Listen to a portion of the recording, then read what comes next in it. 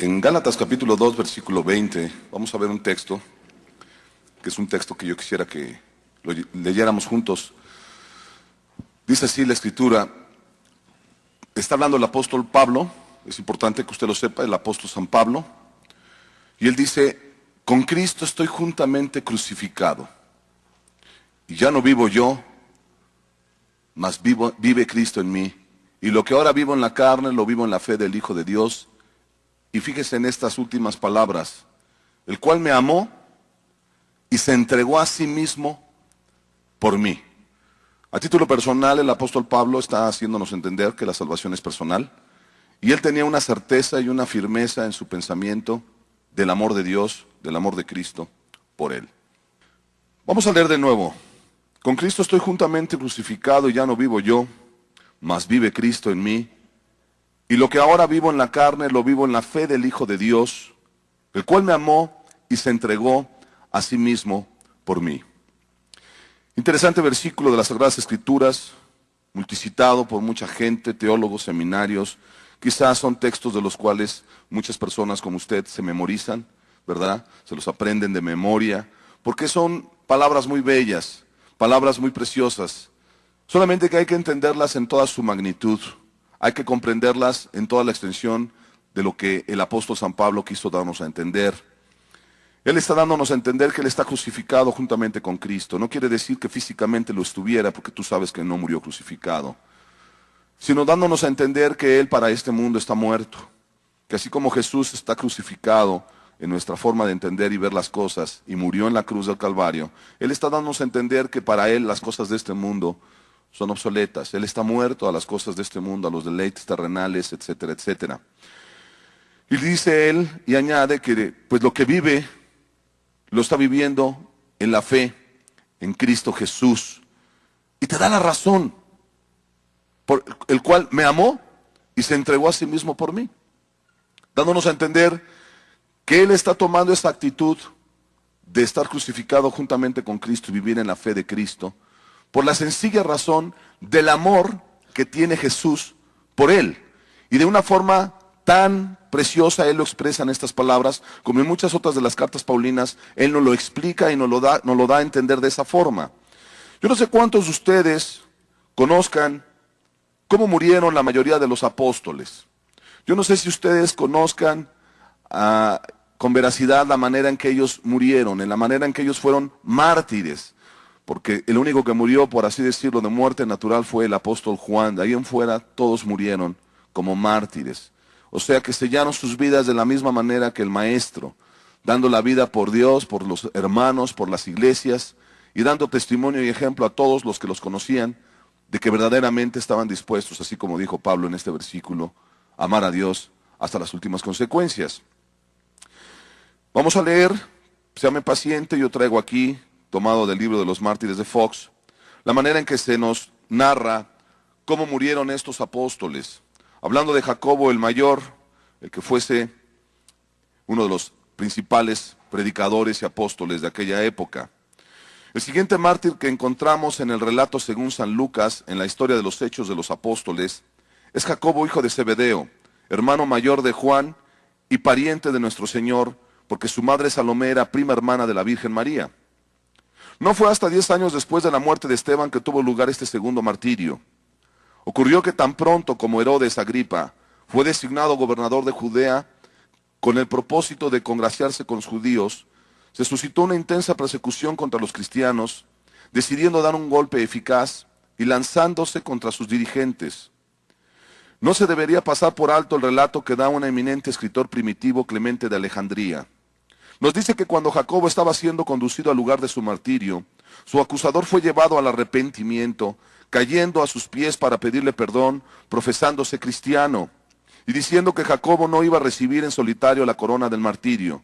Por ello, ambos fueron decapitados juntos. Así recibió, resuelto y bien dispuesto el primer mártir apostólico, aquella copa que él había dicho a nuestro Señor que estaba dispuesto a beber. O sea, citándonos, tú recordarás, la madre de él y de Juan había pedido al Señor Jesús que uno se sentara a su izquierda y otro a su derecha.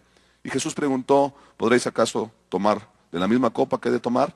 Hablando de la copa de la ira de Dios, esa copa que nos expresa el profeta Isaías, y no porque Dios estuviera enojado con ellos, sino dándonos a entender la manera en que el Señor Jesús estaba dispuesto a recibir el castigo de toda la ira de Dios en sí mismo por amor a nosotros, sufriendo por nuestros pecados, por nuestras transgresiones. Felipe, aquel apóstol que fue uno de los 12, nació en Betsaida de Galilea y fue llamado primero por el nombre de discípulo. Trabajó diligentemente en Asia Superior y sufrió el martirio en Heliópolis, en Frigia. Fue azotado, echado en la cárcel y después crucificado en el año 54 después de Cristo. Mateo, aquel publicano aquel publicano llamado Leví, y que fuese un judío que cuando antes de conocer a Jesús él era aborrecido por su nación. Vamos a ver cómo murió el apóstol Mateo. Su profesión era recaudador de impuestos y había nacido en Nazaret. Escribió su evangelio en hebreo, que fue después traducido al griego por Jacobo el Menor. Los escenarios de sus labores fueron Partia y Etiopía, país en el que sufrió el martirio, siendo muerto con una alabarda en la ciudad de Nabada en el año 60 después de Cristo. Jacobo el Menor, algunos suponen que se trataba del hermano de nuestro Señor por una anterior mujer de José. Eso es lo que dice Fox, aunque no se tiene veracidad de ello. Esto es muy dudoso y concuerda demasiado con la superstición católica de que María nunca tuvo otros hijos más que nuestro Salvador. Aquí lo explica. Fue escogido para supervisar las iglesias de Jerusalén y fue autor de la epístola escrita a Jacobo o Santiago en el canon sagrado. A la edad de 99 años fue golpeado y apedreado por los judíos y finalmente le abrieron el cráneo con un garrote de batanero. Matías, de él se sabe menos que de la mayoría de los discípulos. Fue escogido para llenar la vacante dejada por Judas. Fue apedreado en Jerusalén y luego decapitado.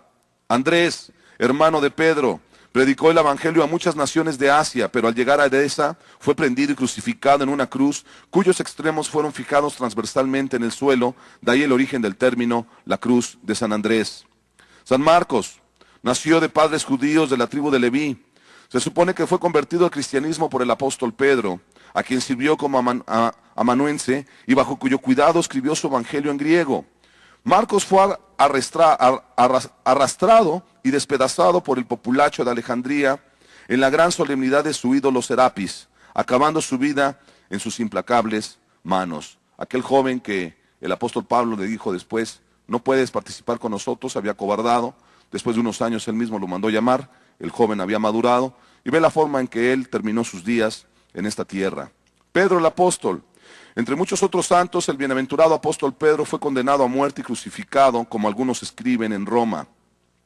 Aunque otros, y no sin buenas razones, tienen sus dudas acerca de ello, Hegesipo dice que Nerón buscó razones contra Pedro para darle muerte, y que cuando el pueblo se dio cuenta le rogaron insistentemente a Pedro que huyera de la ciudad. Pedro, ante la insistencia de ellos, quedó finalmente persuadido y se dispuso a huir. Pero llegando a la puerta, vio al Señor Jesucristo acudiendo a él, a quien adorándole le dijo, Señor, ¿a dónde vas? A lo que él le respondió, a ser de nuevo crucificado. Con eso Pedro, dándose cuenta de que se refería a su propio sufrimiento, volvió a la ciudad. Jerónimo dice que fue crucificado cabeza abajo, con los pies arriba, por petición propia, porque dijo, indigno de ser crucificado de la misma forma y manera que el Señor. El apóstol Pablo, también el apóstol Pablo, que antes se llamaba Saulo, tras su enorme trabajo y obra indescriptible para promover el evangelio de Cristo, sufrió también bajo esta primera persecución bajo Nerón. Dice Abdías que cuando se dispuso su ejecución, que Nerón envió a 2 de sus caballeros, Ferega y Partemio, para que le dieran la noticia de que iba a ser muerto. Al llegar a Pablo, que estaba instruyendo al pueblo, le pidieron que orara por ellos, para que ellos creyeran. Él les dijo que poco después ellos creerían y serían bautizados delante de su sepulcro. Hecho esto, los soldados llegaron y lo sacaron de la ciudad al lugar de las ejecuciones, donde después de haber orado, dio su cuello a la espada. Y así podemos estar leyendo muchos otros más de los mártires, escogido en cuanto a los apóstoles, en cuanto a aquellos hombres, pastores, siervos de Dios, diligentes en lo que Dios y Jesucristo les encargó, sellaron sus vidas. ¿Por qué todos ellos, incluyendo al mismo Pablo, del cual estamos leyendo en el libro de los Gálatas, estaban tan certeros del amor de Dios por ellos? Por una sencilla razón. No solamente es el hecho de que ellos tuvieron la gran oportunidad y la preciosa bendición de conocerlo personalmente, porque podemos estar viendo la vida de muchos mártires cuando ellos vivieron y cuando ellos murieron, y todos ellos tienen el mismo sello, la misma forma de morir, ya sea en las llamas, ya sea decapitados, ya sea crucificados, ya sea de las 20,000 formas que usaban ellos en sus torturas, esos emperadores tiranos, de matarlos. Todos ellos estaban convencidos de algo, el amor de Cristo Jesús por ellos. Y tú dirás, esa es la clase de amor que debo de tener yo. Y si algún día me matan, si algún día me cuesta la vida el ser cristiano o el llamarme cristiano, pues desde ahorita ve midiendo y calculando los gastos. Por eso Jesús dijo claramente que todo aquel que quisiera ser su discípulo tome su cruz cada día. Y no se está refiriendo más que a esta cruz, la cruz que recibió Pedro, cualquiera de estos apóstoles que fueron crucificados, y por así decirlo se refiere a la muerte, al martirio. En otras palabras, ellos estuvieron dispuestos a dar sus vidas por amor a Jesucristo, por la obra, por el ministerio, por la razón que les fue encomendada, en este caso la predicación del Evangelio, y el de llevar a muchas almas a los pies de Cristo. Toda la vida de Pablo, como la de todos estos hombres de Dios, se deriva de una relación personal con Jesucristo, se deriva de una relación y de una revelación que tenían ellos del Señor Jesucristo para consigo mismos. Yo no sé si tú entiendas esto, con todo respeto te lo digo, pero Jesús es una revelación en la cual nosotros tenemos que comprender. Ciertamente Él vivió entre nosotros y murió, fue crucificado, tú lo sabes, resucitó al tercer día y ahora está a la diestra del Padre. Ya no tenemos la oportunidad ahorita de verlo físicamente, lo veremos más adelante si esa esperanza viva que está morando en los cristianos se permanece, y es ese fuego el que necesitamos mantener siempre ardiendo. Pero para muchos de ustedes que no han conocido al Señor Jesús, la única forma de poderlo conocer es a través de que se te sea revelado. En otras palabras, es por revelación personal, y esto es solamente llenando los requisitos que Él mismo dispuso según su Evangelio, el Evangelio de Jesucristo, que es arrepintiéndote de tus pecados, dejando de pecar en todo aquello que tú sabes que estás mal y teniendo fe en Él, fe en Jesucristo, el Hijo de Dios. De otra forma no te va a ser revelado. La forma en que tú puedas conocer a Jesús no es por hacer una oración, por hacer una manda, por hacer una obra. Tú sabes que la salvación no es nada de ello que te estoy diciendo. No es por obras. No es porque hagas esto. No es porque seas bueno y antes eras malo. La revelación de Jesucristo no va a venir por ello. Si tú te arrepientes y tienes fe en Jesucristo, le has pedido perdón de tus pecados, tendrás el privilegio de tener una revelación personal. Escúchelo bien, personal. Y entonces podrás decir, conozco al Señor Jesucristo. Antes no. Una persona que no ha tenido una revelación de Cristo, por lo tanto, no es salva. No puede ser cristiana. Una revelación de Jesucristo. Mucha gente se ha preguntado qué llevó a Pedro, a Pablo, a Juan, a Esteban a hacer lo que hicieron. Yo al principio que empecé a conocer del cristianismo, yo sí me llegué a hacer esa pregunta. Ok, es hermoso lo que me dicen, yo quiero conocer a Dios, quiero saber quién es Dios, quiero tener un encuentro con Jesús, quiero tener una revelación de Jesucristo. Yo recuerdo que una de mis dudas principales era, bueno, ¿y por qué serían capaces estos de dar la vida? ¿Y por qué los mataron con tanto odio, con tanto aborrecimiento? De Jesús uno lo entiende, pero en aquella época de mi vida me era difícil captarlo y comprenderlo. Conforme yo leía las Escrituras y empezaba a escuchar enseñanzas bíblicas, me empecé a dar cuenta de una cosa. Ellos siguieron las huellas del Maestro. Ellos siguieron las pisadas de Jesucristo. Hablaron las palabras del Maestro. Vivieron como el Maestro les pidió que vivieran. Por lo tanto, no me era extraño ya en ese momento, como no debe de ser en ti tampoco, el entender y captar de que por tal razón ellos murieron de la misma forma que murió Jesús. El mundo no puede aborreceros, mas a mí me aborrece, dijo Jesús, porque testifico que sus obras son malas. Y es que cuando tú vives como Cristo quiere que vivamos, cuando tú predicas las palabras que Jesús nos enseñó que predicáramos, cuando tú quieres hacer las cosas que Jesús nos enseña que hagamos, hay dos reacciones en la gente que te rodea, sean familiares, sean amigos, sea una sociedad. O terminan como estos hombres de algunos de los testimonios que te leí, arrepintiéndose y creyendo en Jesús y volviéndose discípulos de Jesús, o terminan aborreciéndote, amigo. Terminan odiándote. Y a veces eso te puede costar la vida. Nada tiene que ver esto con los dogmas religiosos que muchos grupos, denominaciones y religiones han impuesto. Nada tiene que ver esto con las regulaciones que hacen las organizaciones humanas. Llámese católica, romana, bautista, metodista, presbiteriana, pon el nombre que tú quieras. Nada tiene que ver con lo que ellos hacen.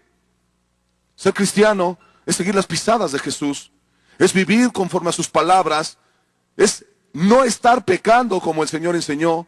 Sed pues perfecto como vuestro Padre es perfecto, dijo Jesucristo en el Sermón del Monte. Vivir una vida así solamente te puede acarrear esas dos consecuencias. Tú y yo sabemos que vivimos un tiempo en que muchísimas personas, muchísima gente dice conocer a Cristo, pero viven como si no lo conocieran. Son de aquellos como el mismo Jesús les reprochó cuando les dijo a un grupo de personas: ¿por qué me dices Señor, Señor, y no hacéis lo que yo digo? Hoy en día hay mucha gente que se pone el título de cristiano encima. Muchos de ustedes se dicen ser cristianos, pero tu vida dista mucho de lo que es ser un cristiano. Tu vida dista mucho de imitar la vida de aquel que murió por nosotros en la cruz del Calvario, de Jesucristo. Vivimos un tiempo así. ¿Quién es ese majestuoso Jesucristo? ¿Quién será Jesús de Nazaret? Que no solamente impactó la vida de aquellos hombres y mujeres que le siguieron al inicio de su ministerio público en esta tierra, de aquellos que tuvieron la oportunidad de observar su vida, sus milagros, aún su muerte, y aún verlo resucitado de entre los muertos. Más de 500, dice la Escritura, que dan testimonio y dieron testimonio de que el Señor resucitó de entre los muertos. Con todo y que ahora han salido muchísimos libros, eso no es nuevo. El Código Da Vinci, que ahorita ha sido un éxito, un bestseller de librerías, con muchas herejías, con muchas tonterías que se dice y que se hablan del Señor Jesús, que si tuvo relaciones con María Magdalena, que Él no murió en la cruz del Calvario, y todas las cosas que se vienen diciendo en el pasado. Todas esas cosas son blasfemias, son mentiras. No hay una corroboración histórica y legal que pueda mostrarnos que eso fue cierto. Mas sin embargo, las mismas ciencias como la historia, la antropología y muchas otras dan certificado, y hay libros excelentes, yo te invito a que los estudies, que nos muestran que Jesús realmente murió en la cruz y resucitó al tercer día. Y que nunca tuvo relación alguna con mujeres, ni tuvo hijos en esta tierra, como hoy dicen muchos que fue así. Eso no es comprobado. Ideas del diablo. Lo más triste es que mucha gente prefiere leer eso y prefiere creerlo que creer lo que dicen las Sagradas Escrituras. Mas sin embargo, quiero volver a la pregunta y a la cuestión. ¿Quién será Jesús? ¿Quién sería Jesús? Para que gente como Saulo de Tarso, un hombre muy culto, un hombre que era preparado, que conocía por lo menos 5 idiomas, los hablaba perfectamente, pero que también hombres como Pedro, que eran del vulgo, simples y sencillos pescadores, sin letras, hombres de todo tipo, hayan vivido y hayan creído lo que él habló, lo que él enseñó, y además de todo, dar sus vidas por causa de él. ¿Quién será ese Jesús tan majestuoso que el mismo historiador Flavio Josefo, un hombre que no era cristiano, antes bien era un hombre que no creía en esas cosas, mas sin embargo él como historiador tuvo la obligación ética profesional de plasmar en la historia las palabras que él mismo dijo? En aquella época, decía él, hubo un hombre llamado Jesucristo, si acaso se le puede llamar hombre, decía él, puesto que hacía grandes portentos, maravillas y milagros. Él mismo tuvo que reconocer que Jesús no fue cualquier persona. No sé, pero yo pienso que para que tú puedas tener una revelación de Jesús, tú necesitas estar preparado. Pero preparado no solamente en una forma mental de decir, bueno, después de lo que escucharé, yo voy a creer en Jesús. No, amigo, por eso te empecé diciendo, si en ti no hay una actitud de arrepentimiento, si en ti no hay un deseo de dejar de pecar, de hastiarte de tu vida que llevas de pecado, es imposible que tú puedas tener una revelación de Jesús. Pero yo creo también que hay muchos de ustedes que han estado buscando de Dios con todo su corazón. Y no me refiero solamente a esta congregación, sino a todos aquellos que observan y oyen, que semana tras semana escuchan predicaciones. Sea en los Estados Unidos, sea en Sudamérica, sea donde sea. Hay personas que diligentemente, que con mucho temor están buscando la salvación de sus almas y que lo que quieren es tener ese encuentro con Jesús. Para todos ellos es este mensaje. No es para curiosos, no es para aquellos que vinieron forzados porque su madre o su padre les obligaron a venir. No es para aquellas personas que todavía quieren dudar, pero quieren que les convenzan con argumentos que a su mente de ellos, les resulten fiables. Son personas que a lo mejor dicen 2 más 2 son 4. Bueno, si hay un Dios, muéstramelo científicamente. Amado, no tenemos tiempo para ello. Hay excelentes libros, si tú quieres, que te muestran desde todo tipo de ciencia y todo tipo de disciplina que Jesús es Dios y que Dios realmente existe. Muchos seres humanos, las grandes mentes, hombres como Einstein, como Isaac Newton, como muchos otros, ellos eran creyentes, ¿sabías eso? Ellos sabían y conocían que hay un Dios en los cielos. El mismo Einstein decía, yo no puedo creer que este universo fue como aventar dados al azar y se formaron las cosas. Yo no puedo aceptar eso. Tuvo que haber habido una mente, un cerebro tremendamente inteligente, una sabiduría grande que haya formado todas las cosas que nuestros ojos ven. Hombres como él, muchísimos, fueron creyentes. Algunos de nosotros, hablándote de parte tuya, no crees en Dios porque no estás convencido aquí y aquí en el corazón. Por eso tú no puedes tener una revelación de Jesucristo. Por eso te cuesta trabajo tener una revelación de Jesucristo. Algunos quieren forzarse a sí mismos a tener fe, pero tú estás convencida y convencido de que sigues pecando. Mientras haya pecado en tu vida, tú no puedes tener una revelación de Jesús.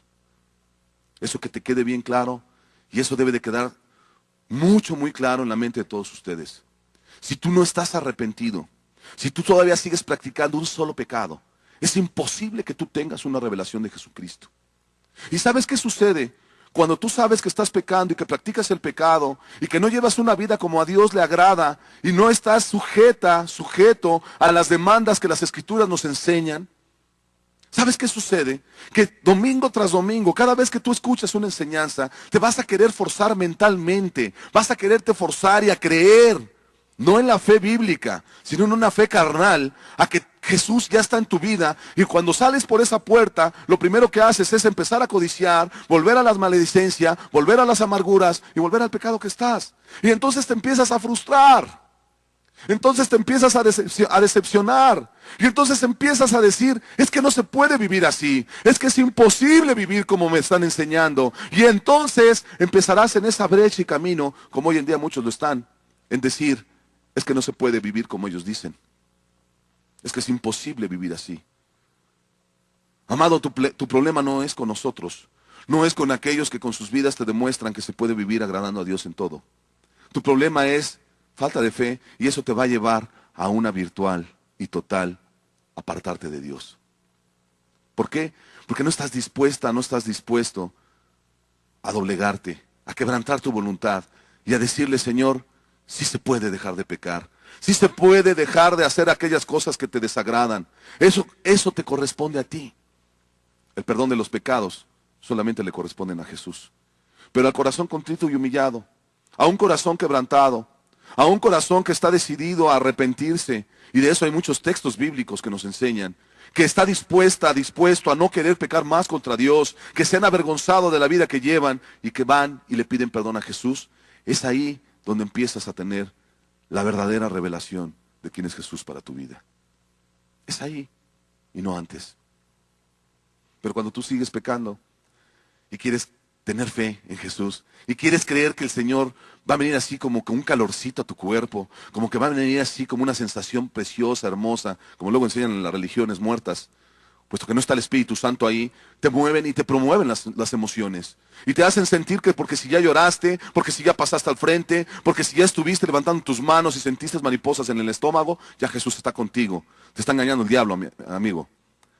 La fe, la verdadera fe, es la que tú tienes puesta en Jesucristo y no necesitas sentir nada. Simplemente lo único que tú puedes sentir, si acaso, es vergüenza, profunda vergüenza por haber pecado contra Dios. E inmediatamente después de entender que Jesús murió por ti en la cruz, vendrá una paz que es muy difícil expresar con palabras. Y eso es algo muy personal. Por eso Pablo nos deja aquí en Gálatas capítulo 2, verso 20, esa certeza y convicción que él tenía, el cual me amó y se entregó a sí mismo por mí. ¿Quién es Jesús? Me es difícil hablártelo en una sola mañana. Todos los domingos hablamos de Jesús. Hoy voy a hacer un énfasis especial. Quiero hablarte de su majestuosidad, el majestuoso Jesús. Esa persona llamada Jesús de Nazaret, casi cerca de 2000 años caminó en esta tierra. No un hombre que estuvo con ropas reales, no un hombre adinerado, ni de poder económico, ni de fuerza política. Un humilde y sencillo carpintero, cuyas palabras que salían de su boca eran palabras llenas de amor, eran palabras con una fuerza, eran palabras exhortativas hacia que la humanidad se arrepintiera y dejara el pecado, pero eran palabras de consuelo a aquel que lo necesitaba. ¿Quién era ese Jesús? Yo te voy a hablar, según las Escrituras, de ese majestuoso Jesús. Y si aquellos que han estado buscando a Cristo con todo el corazón, y que tú estás arrepentida, arrepentido, y que quieres entender, y quieres conocer más cerca de a tu vida quién es Jesús, esto te va a ayudar mucho. Ya te lo dije hace rato, y perdón que sea tan reiterativo. Al curioso, al que no está dispuesto a dejar de pecar, de nada te va a servir. Simples letras, simples palabras vas a estar escuchando, eso es todo. Pero aquel que está dispuesto, te va a ser de bendición lo que vas a escuchar. Yo no quisiera seguir adelante si no nos ponemos en manos de Dios. ¿Qué te parece si se pone de pie y oramos a Dios? Y le pedimos a Él su ayuda. Le pedimos que Él venga y que su Espíritu Santo, el cual nos revelará toda verdad, y Jesús es la verdad, se lo pidamos a Dios. Si usted está dispuesto a entender y a tener una revelación de Jesús, aún la misma iglesia, quiero agregar, a los mismos hermanos que hoy en este domingo se están congregando, algunos que escucharán la enseñanza, es necesario, amado, que tú tengas día tras día una nueva revelación de Jesucristo en tu vida. Es importante que tú tengas una revelación de Jesús cada día de tu vida. Así como te es necesario comer y tomar agua todos los días, porque si no te mueres, tú necesitas ir a esa fuente inagotable que es de vida eterna, cuyo nombre es Jesucristo, para que tu vida espiritual, tu ser interior, se edifique y crezca diariamente. Y cada día estés más fortalecido en la fe que es en Jesucristo. Padre, yo te ruego en el nombre de Jesús, en el nombre del majestuoso Jesucristo, el Hijo de Dios, tu Hijo amado y nuestro Señor y Salvador, que tú vengas hoy en esta mañana, Señor, y hables a los corazones incrédulos, que hables a los corazones arrepentidos, Señor, y que extiendas tu brazo para salvar. Que venga la revelación de tu Espíritu a nuestras mentes desde quién es Jesucristo. Que tu palabra, Señor, se grabe en nuestros corazones. Que cada versículo, que cada texto que hablemos esta mañana, Señor, no sean palabras solamente, no sea una lectura como cada vez que la gente lo hace, sino hoy sea tu palabra viva y eficaz, Señor.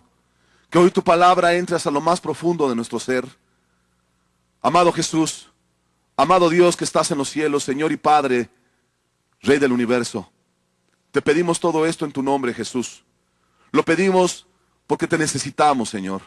Tiempos difíciles nos han alcanzado y necesitamos todos y cada uno de los que estamos aquí, Señor, los que han de estar escuchando esta enseñanza, tener una revelación de Jesucristo en nuestras vidas. Ayúdanos y que tu palabra, Señor, tu palabra sea viva y eficaz en nuestras mentes. Y sobre todo, que no regrese vacía, Señor. En el nombre de Jesús te lo pedimos. Amén. Puede sentarse.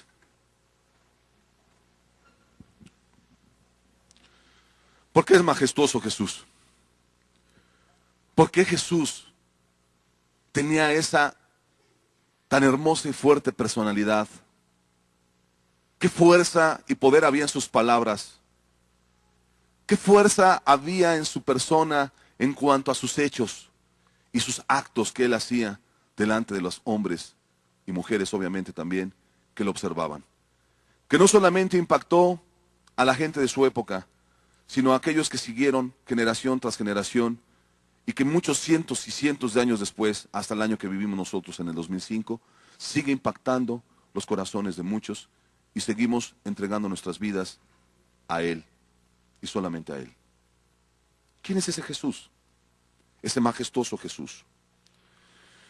Primeramente, tú debes de saber que Jesús es verdadero Dios y verdadero hombre. Él es verdadero Dios y verdadero hombre. Juan capítulo 3, verso 31 dice lo siguiente: el que de arriba viene es sobre todos. El que es de la tierra es terrenal y cosas terrenales habla. El que viene del cielo es sobre todos. El mismo Señor Jesús y el mismo apóstol Juan, recopilando esas palabras que durante el ministerio de Jesús él escuchó y él vio y vivió junto con el Señor Jesús, él nos deja estas palabras para nosotros. Recuerda que Jesús nunca escribió un libro, nunca escribió una página. Los que escribieron todo acerca de él fueron sus discípulos.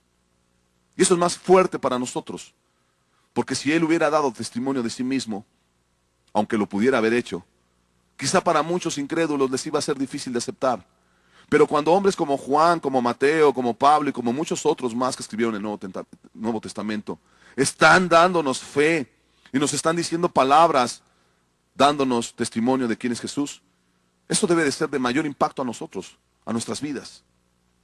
Alguno dirá, pues quizá Juan lo amaba tanto que exageró en lo que dijo. O quizá Pedro, pues como lo negó 3 veces, pues estaba obligado a querer inventar o a decir cosas más allá de lo que no eran. Amado, no podemos pensar así, porque todas las escrituras concuerdan y no hay inerrancia en ello. Las palabras de Jesús y las palabras que estos hombres dijeron, todas concuerdan. Todas concuerdan. La doctrina no tiene error. Todo concuerda. Él es majestuoso entonces, porque es verdadero Dios y verdadero hombre. Él viene de arriba. Fue llamado el Hijo de Dios. Él es Dios. Es Dios hecho carne. Dios hecho carne. Yo recuerdo que cuando Jesús me salvó, cuando el Señor Jesús habló a mi vida a través de uno de los textos de las Escrituras, yo no tuve mucho problema en aceptar, en creer, en darme cuenta de que Él murió por mí y que dio su vida por mí. Fue leyendo Isaías 53, algunos ya lo saben, y es un capítulo precioso del libro de Isaías que te describe la muerte gloriosa de Jesús por nosotros. Pero analizando yo después un poco ese libro de Isaías, que para muchos teólogos es el Evangelio del Antiguo Testamento, el libro del profeta Isaías, yo leí, por tanto mi esta causa en aquel día, porque yo mismo que hablo, he aquí, estaré presente. Y ese es el capítulo que le precede al precioso capítulo 53 que nos describe al Mesías, al Cordero, aquel que fue a la cruz del Calvario, aquel que no abrió su boca, como dice Isaías, y murió por nosotros. Cuando yo leía esto dije, no puede ser Isaías que haya muerto y que luego regresara con nosotros, porque no puede ser. Él estaba hablando bajo la influencia del Espíritu Santo, y el que estaba dándole las palabras era Jesucristo. Y Dios mismo le estaba poniendo esas palabras a Isaías para decir, porque yo mismo que hablo, he aquí, estaré presente. ¡Cuán hermosos son sobre los montes los pies del que trae alegres nuevas, del que anuncia la paz, del que trae nuevas del bien, del que publica salvación, del que dice a Sión, tu Dios reina! ¿Quién iba a venir? Era Dios. Yo mismo que hablo, al cual ahorita solamente oyen mi voz. Y eso lo pudieron haber dicho los israelitas y el mismo Moisés cuando oyeron la voz tronante en Dios en el monte. Y lo pudieron decir muchos de los profetas del Antiguo Testamento. Nuestra relación con Dios solamente fue oírlo. Por eso Jesús en alguna ocasión de su ministerio le dijo a sus discípulos, bienaventurados sois vosotros porque veis y oís lo que otros no vieron ni oyeron. Estaban viendo a Dios hecho carne, amado. Estaban viendo a Dios hecho carne. Había una mujer ahí en el Evangelio de Juan, la samaritana.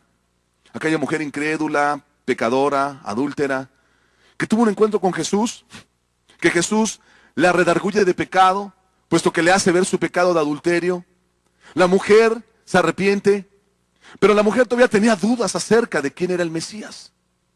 Y ella le decía, nosotros sabemos que ha de venir el Mesías y le vamos a adorar. Y Jesús le dijo, tú no sabes a quién adoras, La salvación viene del pueblo judío, porque estaba profetizado el hijo de David, que iba a nacer en Belén, el Mesías. Y todo lo que tú sabes, si es que lo sabes, acerca de las profecías mesiánicas. Y Jesús se le revela a ella como el Mesías. Yo soy. En otra ocasión hubo personas que tuvieron ese encuentro con Jesús y Él mismo les decía, yo soy el que habla contigo. Yo soy ese Mesías que tú esperas. Y la gente que tenía ese conocimiento, especialmente el judío, que conocían lo que decía la ley, y al ver la vida de Jesús, sus hechos, sus palabras, su obra, ahí se salvaban. Era un encuentro personal con Jesús. Tú y yo no tenemos ahorita la necesidad de verlo físicamente, amado. No tenemos la necesidad de verlo físicamente. El Señor nos ha dejado la historia misma, nos ha dejado las palabras de hombres que dan testimonio y fe de que Él vino a esta tierra. Los mismos hombres, por más ateos que sean, viven en el 2005 después de ¿quién? ¿De Buda? ¿De Mahoma? Después de Cristo. Si fuera un personaje imaginario de la mente de judíos, si hubiera sido una fábula, una historia, un cuento, ¿por qué vivimos en el año 2005 después de Cristo? No puede ser cierto. Vivimos en el 2005, ¿por qué? Porque realmente existió Jesucristo. Partió el tiempo.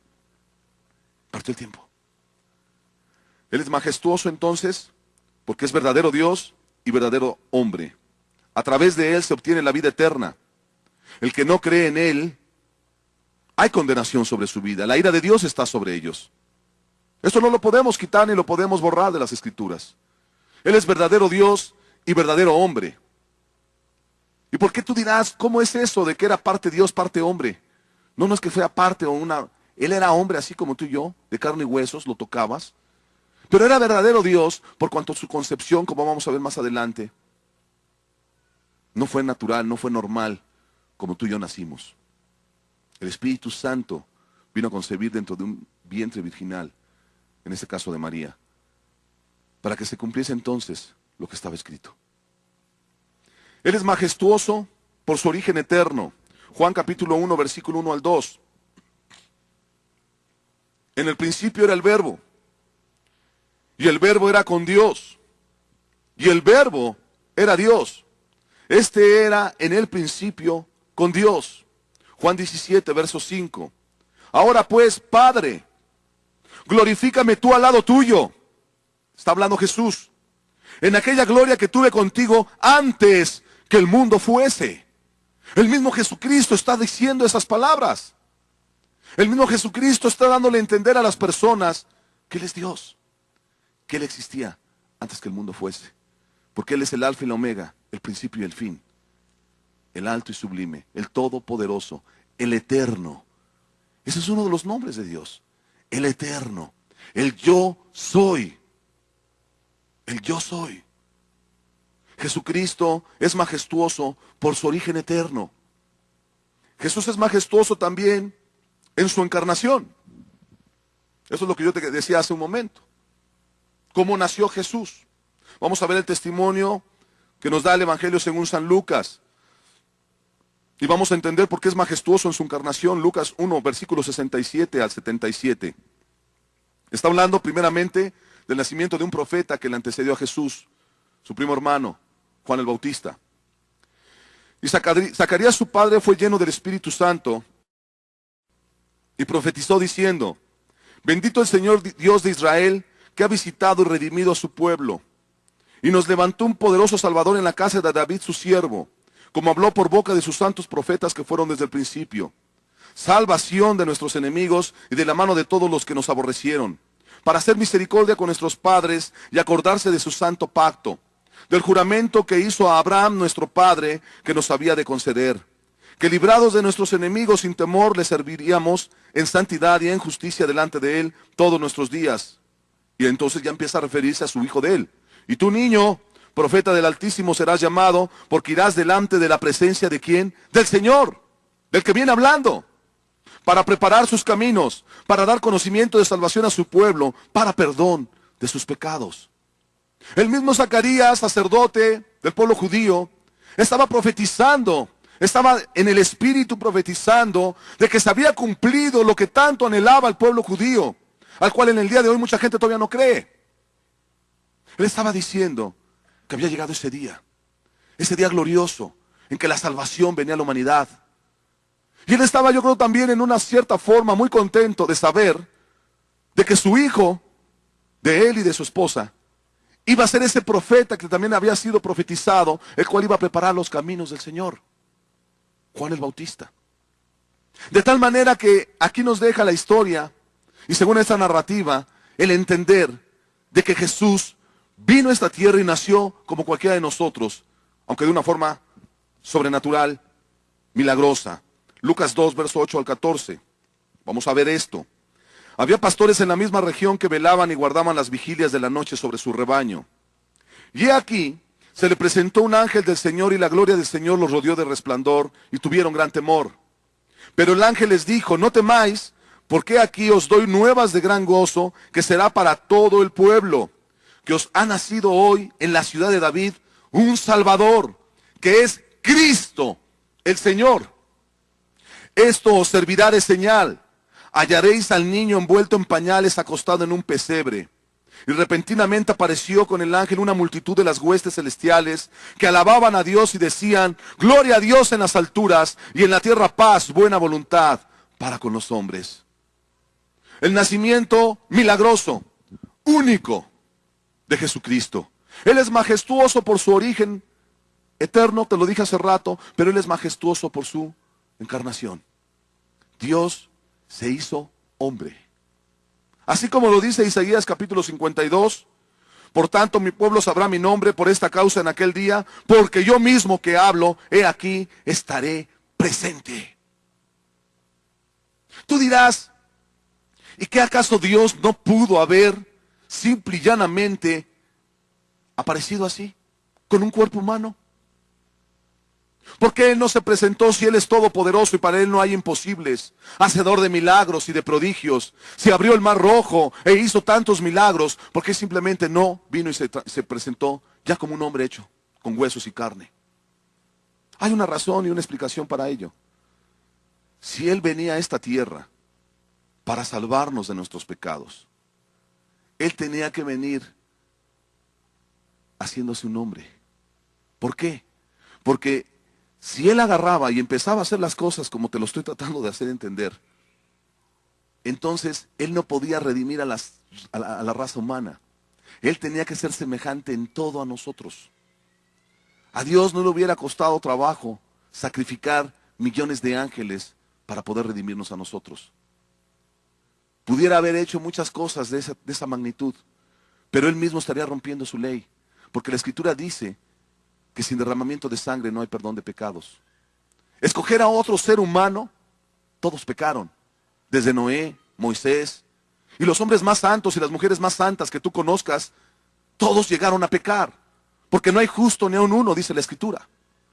De tal manera que tenía que ser un hombre que no pecara para poder redimir al hombre.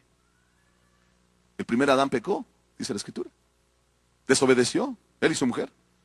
Y de ahí en adelante los seres humanos estuvieron pecando. Tú dirás entonces, bueno hermano, entonces es cierto lo que se dice, que todos somos pecadores. Antes de Cristo a tu vida y esa revelación personal de la que te hablo esta mañana, todos somos pecadores. Si tú has tenido una revelación personal con Jesús y tú has venido a los pies de Cristo y en verdad te has salvado, a partir de ahí tú ya no estás pecando. ¿Cometiste pecado? Sí. Allá está el viejo hombre. He aquí, somos nuevas criaturas. Y una nueva criatura y una persona que ha alcanzado el perdón de sus pecados, mi estimado, solamente es de leer lo que dice las Escrituras. Ha nacido de nuevo y no practica el pecado. No peca. Así de sencillo lo dice la Escritura. En la primera epístola de Juan, esa preciosa epístola apologética, que lo que estaba haciendo el apóstol San Juan en un tiempo difícil de grandes aberraciones doctrinales, donde mucha gente ya estaba transgiversando la palabra y la doctrina, muchos que se decían cristianos, el apóstol San Juan se dedica desde el primer capítulo hasta el último de esa epístola, principalmente, de que Jesús es Dios y que quienes tenían las características de un verdadero cristiano, de un verdadero salvo. El que es nacido de Dios no practica el pecado, dice la Escritura. El que es nacido de Dios. Lee la primera epístola de Juan y te darás cuenta. Qué contrario es a lo que nos enseñan hoy en día, ¿verdad? Qué distinto y qué forma tan dramática es la manera en que los seres humanos, las religiones, han tergiversado esas verdades. ¿Por qué? Porque no quieren arrepentirse, esa es la verdad. Porque no están dispuestos a dejar su pecado. Porque no están dispuestos a dejar su forma de vida. No están dispuestos a desechar sus objetivos y metas y proyectos personales. Porque aunque lo digan con sus labios que quieren obedecer a Dios, no lo están haciendo. Son de aquellos que el mismo Señor Jesús reprochó. No me digas Señor, Señor, cuando no estás haciendo lo que yo te digo. Y una de las cosas que el Señor ordenó es que el hombre se arrepienta. Dios manda a todo hombre en todo lugar que se arrepienta. Y si tú analizas esa palabra de arrepentimiento, que hoy en día se ha quitado en muchos lugares, es dejar y abandonar el pecado. Cambiar de mente. Cambiar tus caminos. Porque tus caminos no son los caminos del Señor, ni tus pensamientos los pensamientos de Él. Es restituir al agraviado. Es dejar el pecado, la maldad. Es avergonzarte. Eso lo implica también. Y después de ello ir a los pies de Jesús. Y Él te perdonará. Pero no antes. Él es majestuoso por su vida perfecta. ¿A qué llamamos una vida perfecta en Jesús? Muchos han pensado que llevar una vida perfecta es no tener errores.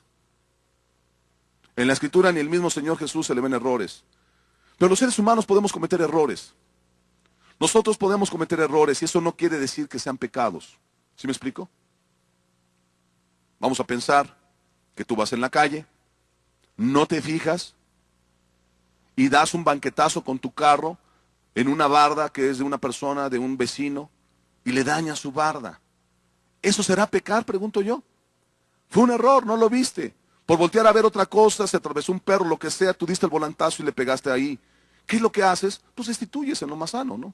Vas y le reparas el daño a la persona. Pero eso no es pecar. Tener errores no es pecar. Y me refiero a ese tipo de errores. Hoy en día, en muchos lugares le llaman al pecado error.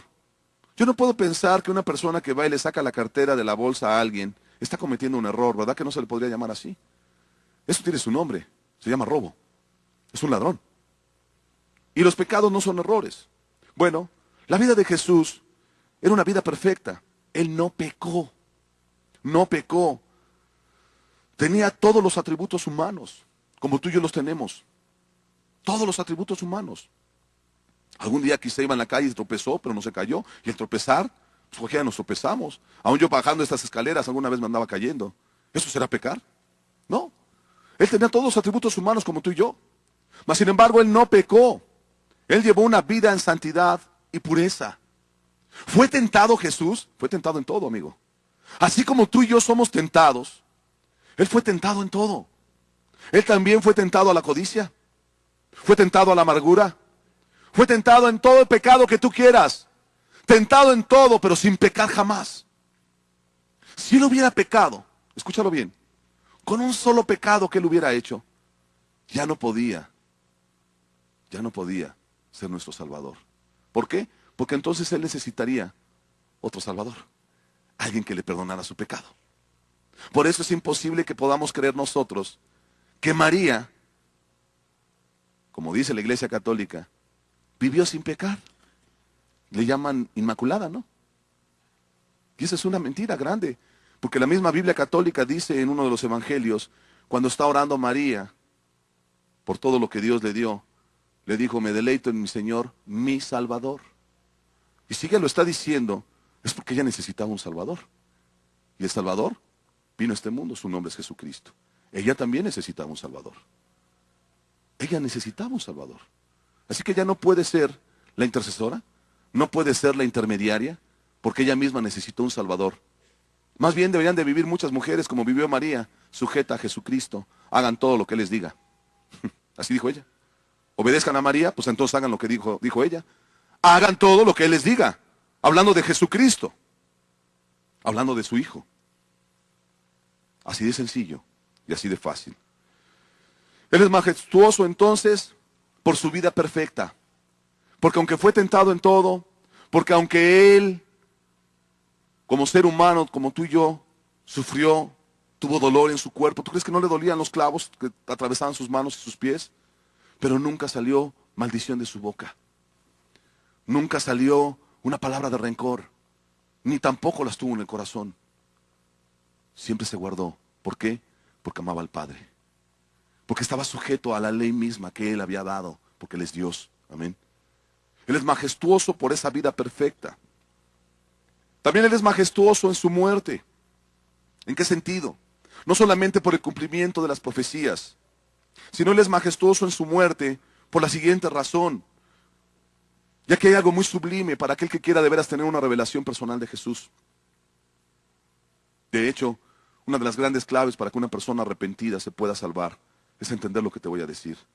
Él es majestuoso en su muerte porque dice Romanos capítulo 5, verso 8, mas Dios muestra su amor para con nosotros, en que siendo aún pecadores, Cristo murió por nosotros.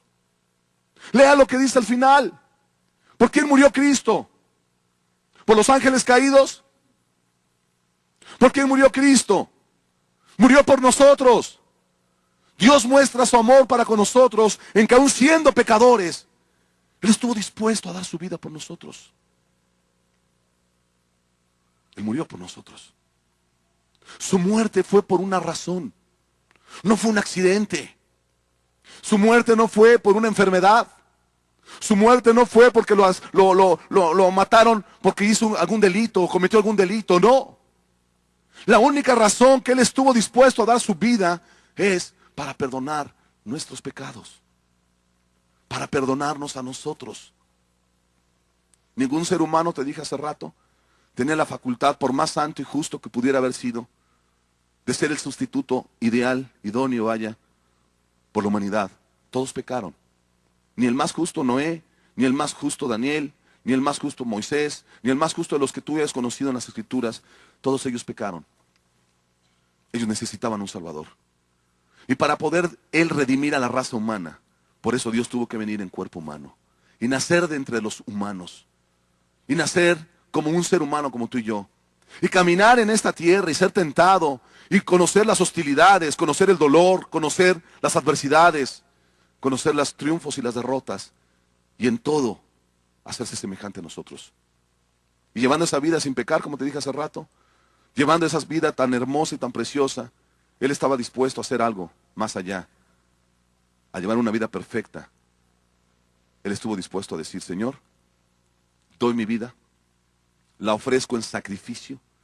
Mi vida es sin mancha, sin arruga. Mi vida es santa. El mismo infierno lo tuvo que sacar. No lo pudo. ¿Por qué? Porque no pecó en nada. Él se hizo pecador por nosotros. Tomó nuestros pecados y los crucificó ahí mismo en la cruz del Calvario. Y Él, al morir por nosotros, nos está dando un mensaje hermoso. Soy majestuoso, aún en mi muerte. Él es majestuoso en su muerte porque murió por nosotros, murió por nuestros pecados. Su pasión, su muerte por nosotros. Por eso al final, en esas últimas palabras de Jesús dijo, consumado es.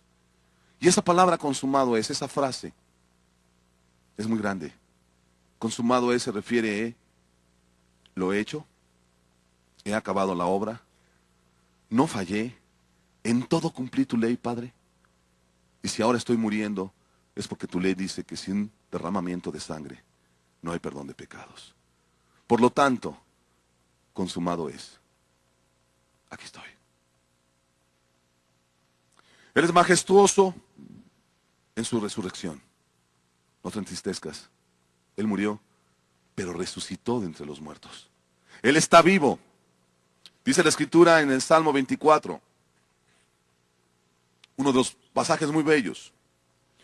Al resucitar Jesús es algo muy significativo.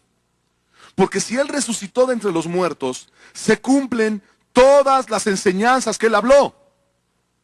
Se cumplen todas las profecías mesiánicas en su persona. Al Él resucitar de entre los muertos, cambió la historia. Es el acontecimiento crucial. La resurrección de Jesús es majestuosa. Salmo 24, verso 8 al 9 dice: ¿quién es este Rey de gloria? Jehová el fuerte y valiente, Jehová el poderoso en batalla. Alzado puertas vuestras cabezas y alzaos vosotras puertas eternas, y entrará el Rey de gloria. Esto es lo que nos deja el salmista cuando está escribiendo la escena de que Jesús fue resucitado de entre los muertos, y cuando él iba subiendo en esa nube y los discípulos lo vieron, él se fue al tercer cielo. Y esa es la recepción que le dieron en el tercer cielo. Está dejado en palabras muy entendibles para ti y a mí. Y que cuando él iba llegando a ese lugar de gloria, a esa gloria inicial que él tuvo, y cuando él resucitó de entre los muertos, ve la recepción que tuvo con el Padre. Alzado puertas vuestras cabezas y alzaos vosotras puertas eternas, y entrará el Rey de gloria. Y ese Rey de gloria, el versículo anterior dice que es Jehová el fuerte y valiente, Jehová el poderoso en batalla. Su nombre es Jesucristo. Jesús. Jesús. Cuán hermoso y glorioso ha de haber sido ese momento. Cuán precioso y hermoso ha de haber sido ese momento. Ya sucedió, esta profecía ya se cumplió. Ya no nos tocó verla a ti y a mí, porque él resucitó hace más de 2000 años. Resucitó entre los muertos, casi 2000 años. Y él entró a la gloria, y esta es la recepción que tuvo. Segunda de Corintios 13, versículo 4. Porque aunque fue crucificado en debilidad, esa parte humana de él, vive por el poder de Dios. Pues también nosotros somos débiles en él, pero viviremos con él por el poder de Dios para con nosotros. Eso está hablando el apóstol Pablo. Y eso es precioso porque al que es cristiano, al que ha alcanzado su salvación, tú puedes entender que tú eres un ser débil. Todos somos seres débiles. Somos seres humanos débiles. Fuimos hechos y criados poco menor que los ángeles, para que me entiendas. Hay seres supremos a nosotros. Pero en nuestra debilidad, Jesús fue tan grande su amor que se hizo como nosotros. Y si bien fue crucificado en debilidad, Él vive por el poder de Dios. Pues también nosotros somos débiles en Él, pero viviremos con Él por el poder de Dios para con nosotros. En otras palabras, Cristo en su muerte fue débil, pero en su resurrección fue poderoso. Jesús libró una batalla en la cruz, y a los que no creen, y a los que no se sometan, y a los que no lo amen, no van a alcanzar esa misma bendición que nos trae con la misma bendición y la profecía que habla de su resurrección cumplida a todos aquellos que creemos en Él. Él ha ganado victorias. Colosenses 2, versos 14 y 15 dice así. Mira nada más lo que dice aquí, qué bello. Anulando el acta de los decretos que había contra nosotros, que nos era contraria, quitándola de en medio y clavándola en la cruz, y despojando a los principados y a las potestades, los exhibió públicamente, triunfando sobre ellos en la cruz. Qué hermoso es eso que dice ahí. Si fuiste hallado culpable del robo o del homicidio, créeme que te van a meter a la cárcel, ¿cierto o no? Los jueces terrenales son corruptibles. Tú sabes que de pronto hacen maldad y media y los dejan libres a los asesinos. Pero Dios, el juez justo, Él no es corruptible. Él es justo. Él no va a transgiversar su propia ley. Él mismo se sujeta a sus leyes. Qué hermoso entender eso. Nos da ejemplo hasta en ello. Su amor no está por encima de su justicia, ni su soberanía por encima de su amor. Los atributos morales de Dios son una armonía completa. Lo que nos deja ver entonces las Escrituras es esto. Jesucristo murió por nosotros. En su resurrección, Él vino a cumplir todo lo que estaba escrito de Él. Murió por nosotros y resucitó de entre los muertos para que se cumpliese todo. Y aquí alcanzamos una bendición mayor. Una vez ya resucitado Jesús, Él dijo, les conviene que yo me vaya, porque así enviaré el Consolador. El Espíritu en verdad, el cual los va a guiar a toda verdad. El Consolador, el Espíritu Santo.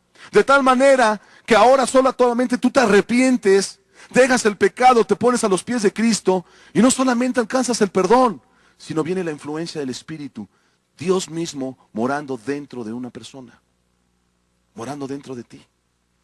Aunque te parezca imposible de creerlo, aunque te parezca difícil de aceptarlo, Dios mora dentro de nosotros. Y para que Dios pueda morar dentro de nosotros, tú debes de llevar una vida incorruptible, una vida en santidad, una vida sin mancha y sin pecado. Simplemente entiende esto. Cuando Jesús en la cruz cargó en sí todos nuestros pecados, el Espíritu Santo se tuvo que apartar de él. ¿Cierto? No dice así la Biblia. Por eso Jesús dijo, Dios mío, ¿por qué me has desamparado? No me dejes. Dios tuvo que apartarse de él en la persona del Espíritu, por cuanto se hizo pecador por nosotros, sin haber pecado. Y fueron momentos, fueron unos segundos o minutos, no lo sé. Pero en ese momento él quedó ahí, sin la influencia del Espíritu, pero ya estaba fortalecido, cargando el pecado de nosotros y sufriendo todo el castigo por nuestro extravío. Él fue cuando después pronunció, consumado es. Y aunque lo quisieron amargar al final, metiéndole vinagre en la boca, él no lo aceptó. Él no lo quiso. Y murió sin pecar.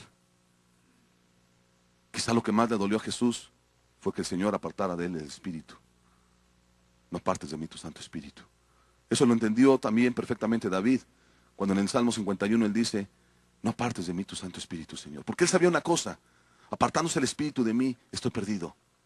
Amado, por eso una persona que alcanza el perdón de sus pecados, una de tus oraciones, y no diaria, pero sí debe de ser algo que continuamente debes de estar anhelando y deseando, ¿sabes qué es? La llenura del Espíritu en tu vida. ¿Por qué? Porque más lleno estés del Espíritu, más fácil te va a hacer vencer a este mundo y al pecado. Más lleno que estés del Espíritu, vas a vencer más fácilmente la tentación. Cuando tú estás lleno del Espíritu, así como dice la Escritura, que Jesús fue al desierto a ser tentado por el diablo, iba lleno del Espíritu y regresó más lleno del Espíritu. ¿Por qué? Porque había vencido a Satanás. Estaba bajo la influencia, él era Dios. Él es Dios. Y tú y yo diríamos, bueno, pero era Jesús. Amado, nos conviene que él se haya ido en ese sentido. Porque así va a enviar al Espíritu Santo, el que podrá morar dentro de nosotros. De tal manera que tú y yo podemos llegar, así como lo escuchas, a caminar en las pisadas de Jesús. Tal cual como lo dijo el apóstol Pablo. He acabado la carrera, he terminado. Por lo más me espera la corona de justicia. Sed imitadores de mí, como yo de Cristo. Durante su época, su momento, su ministerio, Pablo también nos dejó palabras como estas. Él quería llegar a la altura, estatura y plenitud de Cristo. ¿Y sabes qué pasó? Lo logró. ¿Por méritos propios? ¿Por su fuerza misma? No. Entre más débil soy, más fuerte soy, decía él. Y cuando yo estoy por declinar, por claudicar, su gracia me sostiene. Por la gracia de Dios, soy lo que soy. Y eso nos enseña que si un ser humano como Pablo, y ahí sí, nacido de hombre y mujer como tú y yo, pudo llevar una vida en santidad, pudo llevar una vida agradando a Dios y pudo llevar una vida perfecta, también lo podemos hacer nosotros. Ahora, ¿Pablo era algo especial? ¿Hay que saber 5 idiomas? No, también lo logró Pedro, también lo hizo el apóstol Juan, que era pescador. Esto no es por cuestión de conocimiento, cultura o por tu grado de estudio, vaya. Esto es cuestión de corazón. Si tú crees en Jesús y tú crees que Él es tu Salvador y Señor, vive, pero no diciéndolo de labios, sino vive en lo que Él nos manda hacer, en lo que Él nos enseña con sus palabras, con sus hechos y su doctrina, que vivamos. Él es majestuoso, con esto termino, por su magnitud completa y total como fiel y sumo sacerdote. Esto es importante. Esto es una parte de la doctrina cristiana que a veces ignoramos, pero que es necesario entenderla y comprenderla. Él está intercediendo a la diestra del Padre, dice la Escritura. Para poder entender el ministerio del sacerdote, es muy sencillo. Vete al Antiguo Testamento y te darás cuenta que hacía un sacerdote en el Antiguo Testamento. Ellos entraban al tabernáculo, se santificaban, se limpiaban, ¿sí? Ellos sí eran pecadores. Ya después de santificarse, entraban ahí a la parte del lugar santísimo. Una vez al año el sumo sacerdote, los demás no podían entrar a ese lugar. Pero ya estando ahí, les venía la revelación de Dios, palabra de Jehová. Y luego salían al pueblo a bendecir al pueblo. Y el pueblo alababa juntamente con ellos. Ellos llevaban una vestidura especial, el efod, donde llevaban 12 piedras que representaban a las 12 tribus de Israel. Y eso es importante porque las llevaban en los hombros y en el pectoral, como dándonos a entender, llevaban la carga y la responsabilidad y los llevaban en el corazón. Esa es la figura. Jesucristo como sumo sacerdote, fiel y sumo sacerdote, Él nos está enseñando algo. Él no tenía que entrar como los sacerdotes del Antiguo Testamento a purificarse. ¿Por qué? Porque Él no pecó. Él no pecó. De tal manera que Él es el fiel y sumo sacerdote. Y así como los sacerdotes del Antiguo Testamento intercedían por el pueblo, y el pueblo iba con ellos a consultar ¿qué? Comprender la ley, a que les explicaran doctrina, a llevarles casos y problemas, porque luego entre familias y otras tenían sus problemas y sus dificultades. Iban con el sacerdote para decir, ¿qué dice Jehová respecto a esto? Él mató un animal mío y ahora él me tiene que restituir, pero bueno, ¿qué dice la ley? Y el sacerdote tenía que hacerlo e impartir justicia. Si comprendemos esas acciones de un sacerdote, podemos entender entonces por qué a Jesús se le llama fiel y sumo sacerdote. En Romanos capítulo 8, versículo 34, vamos a entender claves. ¿Quién es el que condenará? Está preguntando el apóstol. El apóstol Pablo, siempre su retórica fue así. Como que él se preguntaba y él se respondía, pero la idea es para ser más explícito. Es una forma muy preciosa de expresar. Acuérdate que él tenía una preciosa y vasta cultura. Pero él está preguntando, ¿quién es el que condenará? Hazte cuenta que tú y yo estamos preguntando, ¿quién es el que condenará? Cristo es el que murió, más aún, el que también resucitó, el que además está a la diestra de Dios, el que también intercede por nosotros. Ok, hay un castigo al pecador, sí, pero también hay alguien que está intercediendo por nosotros. Tú no estás aquí por casualidad, de veras te lo digo. Tú no estás aquí por mero azar, por cuestión de suerte.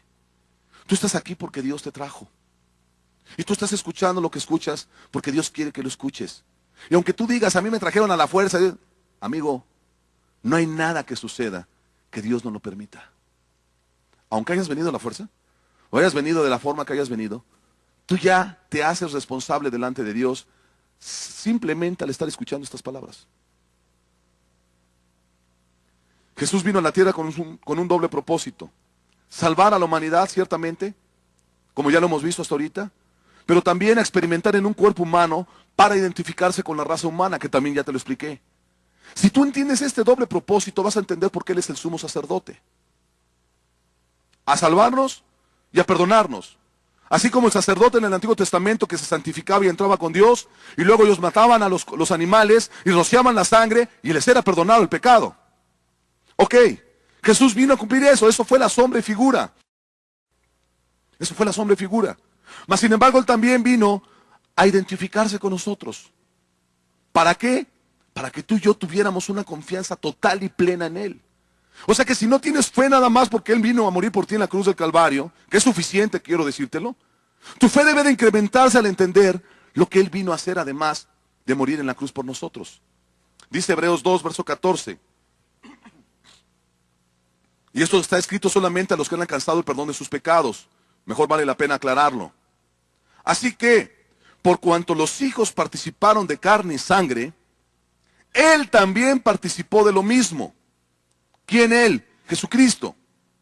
Para destruir por medio de la muerte al que tenía el imperio de la muerte, esto es, al diablo. Venció a Satanás. Y librar a todos los que por el temor de la muerte estaban durante toda la vida sujetos a servidumbre. Porque sin Cristo no puedes tú ser salvo, amén. Porque ciertamente no socorrió a los ángeles, sino que socorrió a la descendencia de Abraham, de la cual somos todos. Por lo cual debía ser en todo, ahí está la clave. Él debía ser en todo semejante a sus hermanos, para venir a ser misericordioso y fiel sumo sacerdote en lo que a Dios se refiere, para expiar los pecados del pueblo. Pues en cuanto Él mismo padeció siendo tentado, es poderoso para socorrer a los que son tentados. ¿Qué es lo que nos da a entender estos versículos? ¿Por qué se hizo hombre y por qué nació de una mujer? No solamente para cumplir las profecías, amigo, sino para hacerse hombre como nosotros e identificarse en todo con nosotros. Él supo lo que es tener el dolor por sufrir por la muerte de un ser querido. Él supo lo que es ser tentado. Él supo lo que significa ser rechazado. De tal manera que esto es una gran experiencia para tu fe, amado hermano, si tú lo entiendes desde esta perspectiva. Cuando tú pasas por un momento difícil, acuérdate de una cosa, el Señor ya lo pasó también. Cuando tú sufres un rechazo de tu familia, acuérdate de una cosa, el Señor también lo pasó. Cuando tú sientes dolor en tu cuerpo por una enfermedad o por lo que sea, a Él le atravesaron sus manos y sus pies. Él también sintió ese dolor. De tal manera que tú te puedes, ¿qué? Identificar con Él. Identificar con Él. Tú puedes decir, Señor, tú sabes lo que yo sufro, porque tú sufriste igual y aún más que yo. Por eso yo no puedo aceptar que haya quienes se digan hermanos, que de pronto vengan conmigo y me digan, es que fulanita no me saludó. ¿Ya se amargó? Pues de entrada no creo que sean salvos, de entrada, por cuestiones tan tontas, perdón, que no tiene caso, pues no te saludó, a lo mejor no te vio, sé benigna, ¿no? No te saludó porque en ese momento a lo mejor traía un cólico y le dolía la panza, lo que sea. ¿Cómo quieres que te salude si está doblándose? O sea, sé benigno. El amor no le hace nada mal al prójimo. Pero hay personas que dicen, pasó esto, es que fulanito así o fulanito asado. Amado, tú no eres cristiano, no te engañes.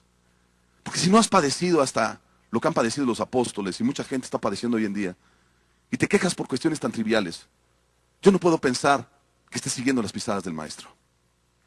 Yo no puedo pensar que tú seas cristiano, discúlpame. El Señor Jesucristo se hizo fiel y sumo sacerdote para identificarse en nosotros en todo.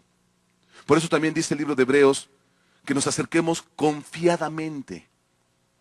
Es decir, con esa confianza como tú te acercas a tu papá para pedirle dinero para un libro que te encargaron en la escuela y que sabes que lo tienes que llevar porque si no vas a reprobar la materia. Un padre que ama a su hijo hace un esfuerzo y se lo compra, ¿sí o no? Bueno, en esa confianza, y aún mayor se está refiriendo ahí, acercándonos confiadamente al trono de su gracia para alcanzar el oportuno socorro. De tal manera que lo que nos da a entender el apóstol que escribió la epístola de Hebreos es lo siguiente: tú puedes acercarte en esa confianza a Jesús en la oración, ahí, a donde está el trono de su gracia. No quiere decir que tu recámara sea el trono, tu recámara a lo mejor está ahí de pisito normal y eso, no, amado. La oración, algo espiritual, donde tú estás entrando en comunión con el Rey del universo. ¿Sí entiendes eso? Estás entrando en comunión con el Todopoderoso. Porque tú vas, doblas tus rodillas o estás ahí sentado como quieras y hablas con Dios. Y le expones tu causa. Y como dice el apóstol, bueno, con esa confianza de que Él murió por mí en la cruz, de que Él me perdonó mis pecados. Y si tú eres un cristiano, pues debes de leer la Biblia. Sabrás que todo lo que pidieres en su nombre mi Padre os lo dará. Él es la vid, nosotros las ramas. Y una rama separada de la vid nada es, se seca. Y nada más va a servir para ser echada al fuego. Pero cuando tú eres la rama que está pegada a la vid, tú recibes la rica savia de la vid, recibes los nutrientes de la tierra, recibes la bendición de tal manera que la rama no hace nada más que estar así paradita y salen los frutos preciosos, las uvas gordas, grandes. El que hace todo es la vid. Aquí es igual. Inútiles somos, débiles somos, pero tú vas a la presencia de Dios y te acercas con esa confianza. Y así como lo dejan ver los grandes hombres de la Biblia en cuanto hacen sus oraciones a Dios, no creas que sus oraciones están puestas por estar puestas. No, amado. Son modelos para nosotros. Son la forma en que ellos expresaron su corazón y lo derramaron ante Dios. El mismo Jesús nos vino a dar el modelo precioso de la oración, no para que la repitas y la repitas como lo enseña la religión popular. Él dijo, Padre nuestro que estás en los cielos. Como dándonos a entender, cuando te acerques, así como tú saludas a una gran autoridad, porque si tú llegaras a ver al presidente de la República Mexicana, te aseguro que no llegas y le das una palmada, ¿qué huele? ¿Cómo estás? Tú no lo harías, serías irrespetuoso, ¿cierto o no? Señor presidente, muy buenas tardes. ¿Cómo está? Ok. Padre nuestro que estás en los cielos. Tú eres el Todopoderoso. Tú eres el máximo, Señor. Tú eres el sublime, el Todopoderoso. Tú eres Dios. La oración empieza con alabanza. ¿Por qué empezamos las reuniones alabando a Dios? ¿No te lo has preguntado? ¿Será porque tenemos un patrón, un método, ya somos religiosos otra vez? No. Hay que darle la bienvenida al Señor. Es el día del Señor. Hay que alabar su nombre, porque recibiremos bendición de Él. Y creo que es correcto y justo recibirle con cantos de adoración y de alabanza, ¿me explico? La oración es igual. Tú no entras de inmediato, oiga, quiero que me ayuden en esto y esto. Oye, primero, salúdame primero, ¿no? Ten un poquito de más educación, salúdame, pues dime primero cómo estoy. Hasta en nosotros, en nuestras relaciones humanas sucede eso, ¿cierto o no? Cuando tú te acercas a Dios, como fiel y sumo sacerdote, nos explica Hebreos, es también para hacernos entender un poquito que Él fue humano, Por eso nos deja la Escritura el entender que Él es el fiel y sumo sacerdote, para que nunca se nos olvide que Él tomó un cuerpo humano como nosotros. Y Él es el principal sacerdote de todos. Que nos podamos acercar confiadamente al trono de su gracia, sabiendo que Él murió por nosotros, nos perdonó de nuestros pecados. Por eso digo que esto es nada más para los salvos. No se lo puede aplicar cualquier persona. Con todo respeto lo digo. No se lo puede aplicar cualquier persona. Pero alguien que ha sido perdonado por sus pecados, que está pasando por un momento fuerte, por un momento hostil, por un momento de dificultad, de enfermedad, de lo que tú quieras, tú vas a la cámara secreta y te acercas confiadamente al trono de su gracia, allí en la oración. Y le dices: Señor, mi madre está enferma de muerte, tiene cáncer y no te conoce, Señor. Padre, acuérdate cuando tu madre y tus hermanos te fueron a buscar y andaban en incredulidad, y que tú le enseñaste a tus discípulos diciendo: mi madre y mis hermanos son estos, los que hacen la voluntad de mi Padre que está en los cielos. Porque en ese momento tu madre y tus hermanos no creían en ti. En ese momento, Señor, tú sabes lo que se siente que un familiar se pierda. Por cuanto tú eres el fiel y sumo sacerdote. Estoy dramatizando una oración solamente, ¿eh? Por cuanto tú sabes lo que se siente, Señor. Y tú sabes el dolor que hay en mi corazón por ver un familiar que se pierde. Y tú pasaste por lo mismo, Padre amado.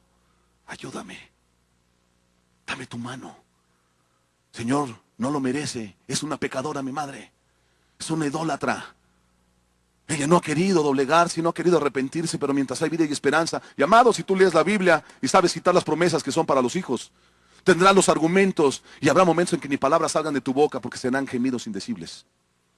Acá experimentado en oración, me entiende lo que estoy hablando. Y cuando tú entiendes esto que dice Hebreos, dices: Señor, tu palabra dice que si me acerco confiadamente al trono de tu gracia, alcanzaré el oportuno socorro. Y entonces tu fe crece. Y el que entró triste, agobiado, chillando, agonizando de dolor, sale con una sonrisota. ¿Por qué? Porque el Espíritu y el Señor lo fortalecieron. Porque ganaron un alma para Cristo. Y no tienen que ver cómo la señora se arrepiente, porque ya lo puso en manos de Dios. Y cuando el Señor habló y el Señor dijo, las cosas se hacen. Amado, así de sencillo es. Pero si sales dudando, te fuiste a orar 3 horas, ayunaste 5 días, y vas al hospital a ver a tu madre con la duda, más que no se va a arrepentir. No, no se va a arrepentir, se va a ir al infierno y sobre tu sangre, amado. ¿Por qué? Porque dudaste. Y lo que no proviene de fe, ¿qué es? Es pecado, amado. Es incredulidad. Ahora, cuando tú haces todo lo que está de tu mano, todo lo que está en tu alcance, y ya lo confiaste a Dios, tampoco te sientas responsable si la persona o el vecino no quiere, porque recuerda que no todos serán salvos. Muchos serán llamados, pocos los escogidos. Pero por lo menos estarás limpio de la sangre de tal persona. Y más vale que lo aclare, porque no está obligado Dios a salvar a todos en ese sentido. Él ha puesto cláusulas al que se arrepiente, al que se avergüenza, al que restituye al agraviado. Amado, es hermoso ver gente así como el ejemplo que te puse, que de ser una persona tan dura, tan cerrada en su corazón, en su mente a las cosas de Dios, al final de sus días pasan cosas preciosas y bellas. Acabo de escuchar el testimonio de un hermano allá en Chicago, que me decía que su madre murió salva, pero su madre era una mujer muy religiosa, que tenía sus santos y sus idolitos y todo eso, y que él le dolió su corazón, y el único que hizo, ¿qué fue hacer? Acercarse al trono de su gracia, al oportuno socorro. No sé si citó esos textos que yo te estoy citando, dramatizando, pero lo que sí sé es que oró con fe, y eso me es suficiente. Y él me dice que pasó algo muy bello con su mamá. Antes de morir empezó a restituir con todos, a pedir perdón, y no permitió que el cura fuera a verla. Dijo: no, ya no creo en eso. Creo en el Señor Jesucristo, Él es mi Salvador. Y empezó a pedir perdón de sus pecados. Empezó a pedir perdón por la idolatría. Empezó ella a ponerse a cuentas, se arrepintió, y ¿sabes qué pasó? Murió, pero está en el cielo. Esas almas, ¿cómo se ganan?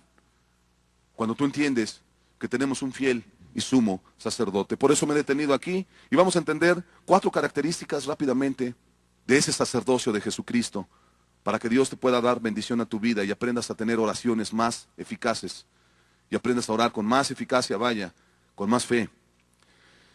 Hebreos 2, versículo 17. Por lo cual debía ser en todo semejante a sus hermanos, y te dice la razón, para venir a ser ¿qué? Castigador, que te agarre con un garrote con clavos y te pegue. Luego es la idea que traen la gente, ¿no? Es la idea que te metieron en la católica, a mí es lo que me enseñaron en el catecismo. Tú haces esto y te ponían un diablo y que salía debajo de la cama y te jalaba así. En el catecismo yo me acuerdo que te lo ponían así. A un Dios que te iba a castigar, ¿sí? Uy, que no te atrevieras a subirte ahí donde está el podio, donde están los curas, porque entonces te ibas al infierno. Cosas por el estilo. O sea, te crean una idea de Dios así como castigador. Y no solamente esa religión, muchas otras, pero te la pongo de ejemplo porque fue la que yo tuve hace muchos años. Pero bueno, ¿por qué Él es semejante a sus hermanos para venir a ser qué? Misericordioso. Léalo bien. Para venir a ser misericordioso y fiel sumo sacerdote en lo que a Dios se refiere, para expiar los pecados del pueblo. Dice más adelante, pues en cuanto Él mismo padeció siendo tentado, aquí está la clave, es poderoso para socorrer, ¿a quiénes? Pues a los que son tentados. Si vino a ser semejante en todo, quiere decir que Él también fue tentado. Pero si Él venció la tentación, cuando tú te acercas a Él, también puede ser librado de la tentación. Por eso en el modelo de la oración que Jesús enseñó es, líbranos del mal. ¿Sí, no? ¿No te acuerdas cuando dice así? Santificado sea tu nombre, venga tu reino, hágase tu voluntad, etcétera, etcétera. Líbranos del mal, líbranos de la tentación. ¿Por qué le vas a pedir eso a Dios? ¿Por qué? Porque Él fue un hombre como tú y yo. Y te puedes acercar confiadamente. Y le puedes pedir ese socorro, ¿cierto o no? Y le puedes pedir, ayúdame, Señor, necesito de tu ayuda. Qué precioso. Misericordioso, ¿qué quiere decir? Quiere decir que se compadece de mis debilidades, mis necesidades, porque Él ya las pasó. Así de sencillo. Por eso Él es misericordioso por excelencia. Misericordioso con los hombres. Por esa razón solamente. Fiel. ¿Qué significa esa palabra fiel? Es honrado, es leal, Él no se olvida de mí, Él es muy confiable y fiel a sus promesas. Él no te va a fallar. El que normalmente falla es el hombre, ¿cierto o no? Él es fiel. Él no se olvida. Tú lees el libro de Isaías cuando está exhortando de parte de Dios al pueblo y los compara con una ramera. No sé si tú has leído esos textos. Jeremías también hizo lo mismo y Ezequiel. Y los empieza a comparar que se fueron con otros dioses, lo dejaron. Es decir, Dios se sintió muy lastimado. Y ciertamente cayó juicio en el pueblo de Dios. Pero luego hay partes hermosas donde dice, te limpiaré y velaré por ti, curaré tus heridas. Dándonos a entender Dios, Él es fiel a su promesa. Por amor a mi siervo Abraham, a mi siervo Jacob, por amor a mi siervo David. ¿Por qué? Porque Él había hecho pacto con ellos. Porque Él había sido fiel a su promesa. Y por cuanto Él era fiel, era misericordioso también.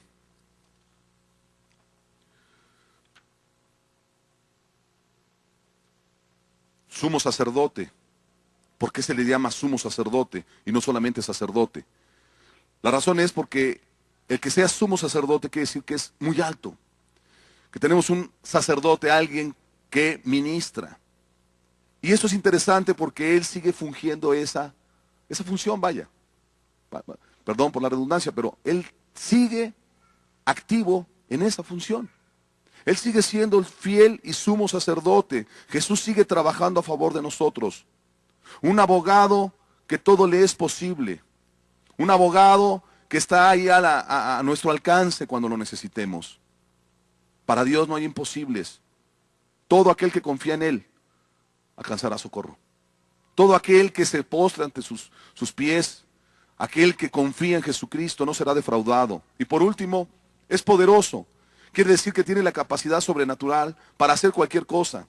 No solamente para socorrerme, para darme unción, para darme poder, para darme sabiduría, visión, dirección. Para que podamos decir como Pablo, todo lo puedo en Cristo, que ¿qué? Que me fortalece. No se fortalecía de sí mismo. Pablo no se fortalecía en los libros que leía. Él se fortalecía en Cristo Jesús. Pablo fue educado e instruido por Jesucristo. Algunas ocasiones se le apareció. La Biblia nos deja 2 ocasiones que se le apareció físicamente. De ahí en fuera, ¿cómo era su relación? En la oración diaria. Tú y yo necesitamos que se nos aparezca físicamente. Imagínate, nos vamos de espaldas. Quizá no soportaríamos, ahí nos morimos. Pero no necesitas verlo físicamente que se te aparezca. ¿Qué sabes tú? Si el que está a tu lado sea Jesucristo. Y no porque el que está a tu lado. Te lo digo con certeza y con razón. Porque Mateo 25 dice, a cualquiera que a estos más pequeños lo hicisteis. ¿A quién dijo él? A mí me lo hicisteis. Y está hablando del hambriento, del sediento, del que está en la cárcel, del que está como menesteroso. ¿Quieres ver a Jesucristo? ¿Quieres conocerlo? Ve a hacer misericordia allá afuera. Y a cualquiera que a ellos se lo haces, a Jesús se lo estás haciendo. ¿Quieres ver a Jesús? Ve a Jesús en Cristo, a Cristo Jesús, en tu hermana, en tu hermano. Velo como Jesús nos enseñó a verlo. Por eso Él dijo, en esto conocerán que sois mis discípulos, cuando os améis los unos a los otros como ¿quién? Como yo os he amado. ¿Sí me comprende? Pues si no amas al que ves, menos amarás al que es invisible, al que no ves. Así que si amamos a nuestro semejante, amamos a nuestros hermanos, un mensaje das, amo también a mi Señor. Cerramos nuestros ojos. Él es majestuoso por todo esto. Me faltaría tiempo para poderte decir más cosas del Señor Jesús. Si tú lees los versículos, los capítulos que ahorita estuvimos viendo y analizando,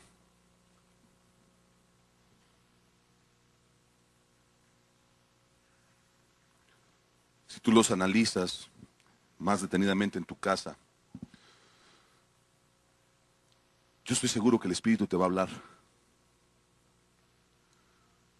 Son capítulos, versículos escogidos de varias porciones de las Escrituras, con el solo propósito, mostrarnos por qué Él es majestuoso. Por qué Jesús merece que lo adoremos, que lo alabemos. ¿Por qué merece el Señor Jesucristo que nos acerquemos a Él confiadamente? ¿Por qué en los momentos difíciles de angustia, de tribulación, vale la pena ir con Él y no con nadie más? Hemos orado por lo que pasó en el sureste. Estamos viendo las respuestas de Dios. Humanamente estamos limitados. No quiere decir que nos vamos a quedar cruzados de brazos. Haremos lo que es conducente, pero lo demás le corresponde a Dios. Hemos orado por las situaciones adversas aquí, en tu familia, en la escuela, en el negocio. Bueno, confía en el Señor Jesús. Todo es para bien de aquellos que le aman. Todo. Aún de desgracias, de accidentes, de enfermedades, podemos aprender del Señor. Podemos aprender.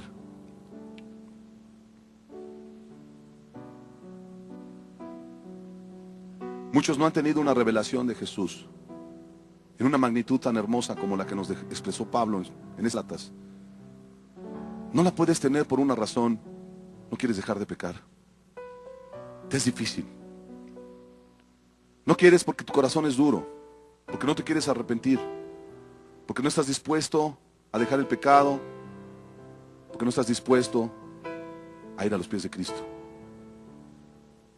Pero si tú lo estás haciendo,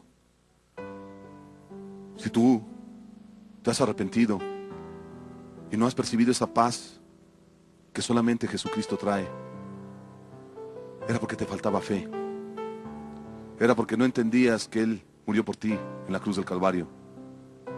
Era porque quizá no entendías que Él murió por nosotros. Fue crucificado, fue torturado por nosotros. Y aún al final Él dijo: Señor, consumado es, hecho está.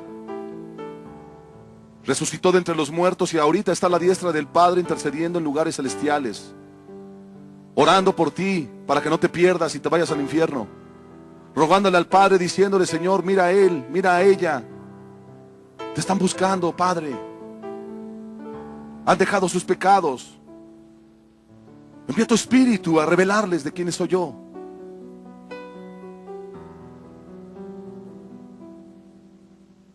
Y tú, hermano, hermana, recuerda esas palabras de Hebreos: acércate confiadamente al trono de su gracia. No se te olvide, en Él está nuestro socorro y nuestra salvación.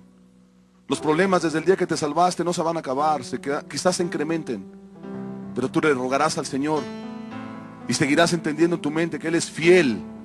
Él es fiel a su palabra. Él es honrado, se acuerda de su pacto. No te va a dejar sola, no te va a dejar solo. Él lo prometió. Y si tú crees que Él es fiel, dirás: Señor, grande es tu fidelidad, en ti confío. Extiende tu mano y ayúdame. Échale la mano a fulano, a fulana. A lo mejor no son oraciones por ti, son por otros. Confía en Dios y deja que Él haga. Recuerda que Él es majestuoso, porque es verdadero Dios, verdadero hombre.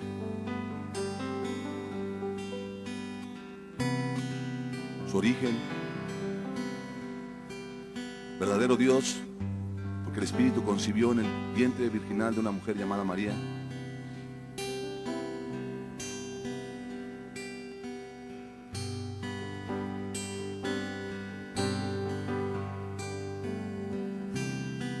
Tentado en todo, decía la Escritura, sin pecar, fiel y sumo sacerdote.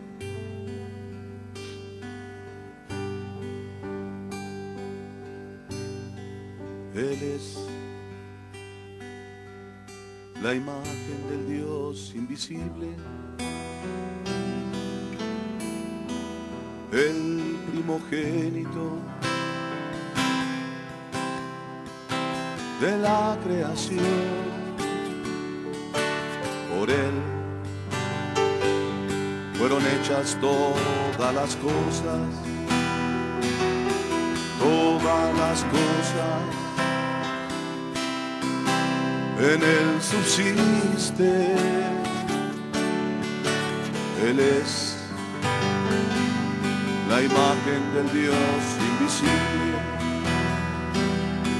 el primogénito de la creación. Por Él fueron hechas todas las cosas, todas las cosas. En Él subsiste y en Él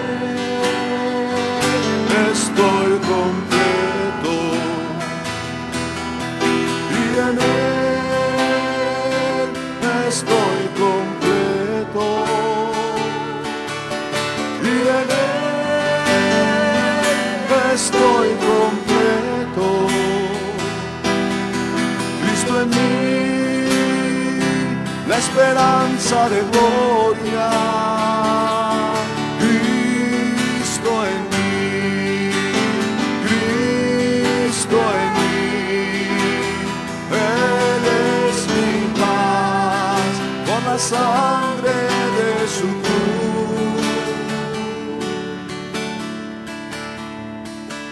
Él es la imagen del Dios invisible, el primogénito de la creación. Por Él fueron hechas todas las cosas, todas las cosas. En Él subsiste y en Él estoy completo y en Él estoy completo y en Él estoy completo. Cristo en mí, la esperanza de gloria. Cristo en mí, Cristo en mí, Él es mi paz con la sangre de su cruz. Cristo en mí, Cristo en mí, Él es mi paz con la sangre de su cruz. Y en Él estoy completo y en Él estoy completo y en Él estoy completo. Cristo en mí, la esperanza de gloria.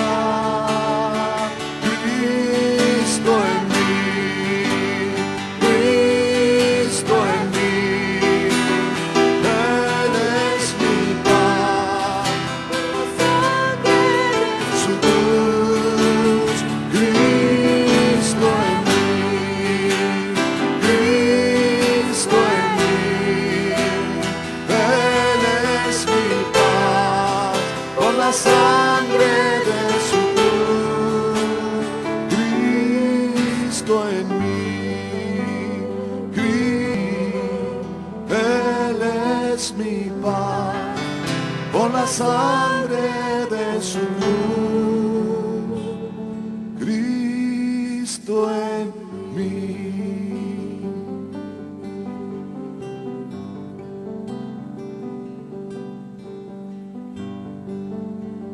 Tú eres majestuoso, Jesús. Grande, Señor. Nos mostraste una vida sin pecar, perfecta, para seguir tus pisadas, Señor, tus huellas. Fiel en todo, Señor.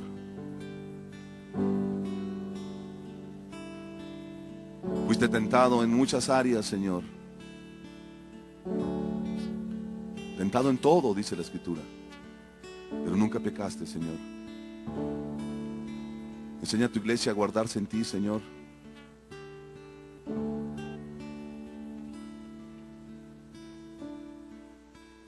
Enséñanos a confiar en ti, Señor, en tus promesas.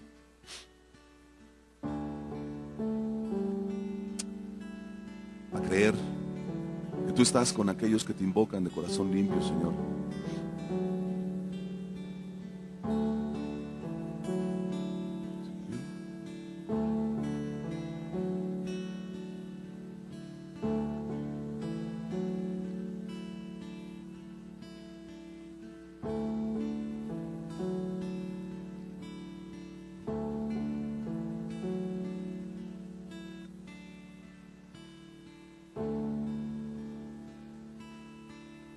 Como el siervo brama por las aguas, así clamo por ti, oh Dios. Mi alma tiene sed de Dios, del Dios vivo, del Dios de mi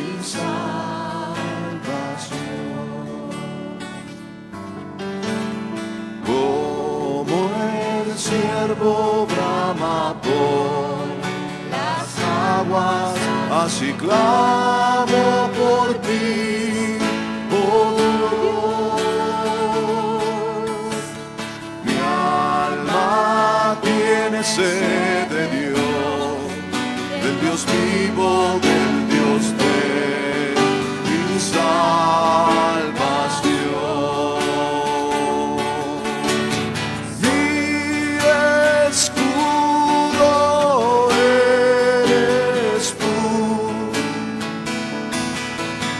Solo a ti mi alma yo te doy,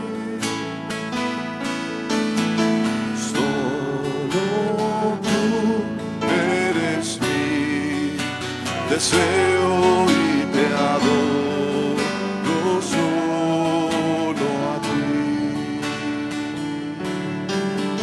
solo tú eres mi deseo y te adoro solo a ti.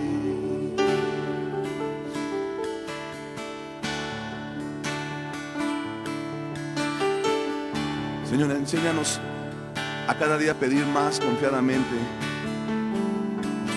a expresarte nuestra necesidad, Señor.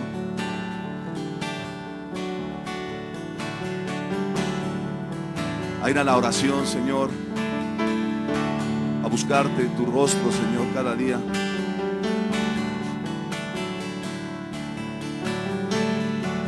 A tener una revelación diaria de ti, Señor Jesús.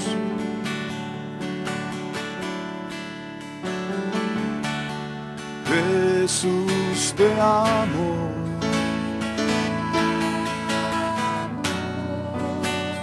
Señor, te adoro.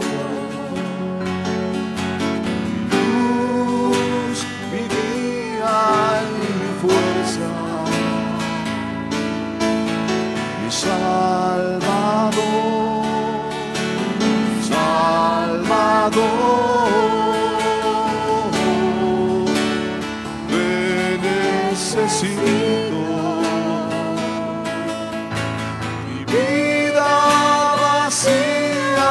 sin ti estar.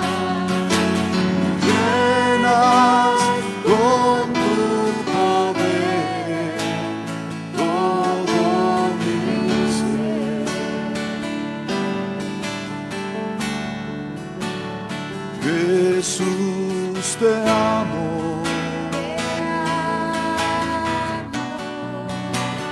Señor, te adoro.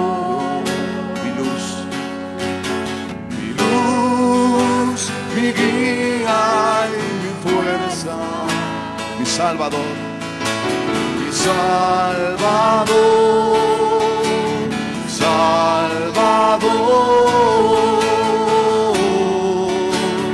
Te necesito, mi vida vacía, mi vida vacía sin ti.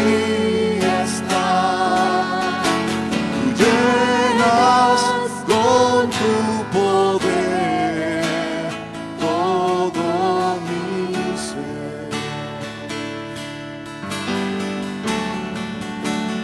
Te necesito, mi vida vacía sin ti está. Tú llenas con tu poder todo mi ser. Tú llenas con tu poder todo mi ser. Tú llenas con tu poder todo mi ser.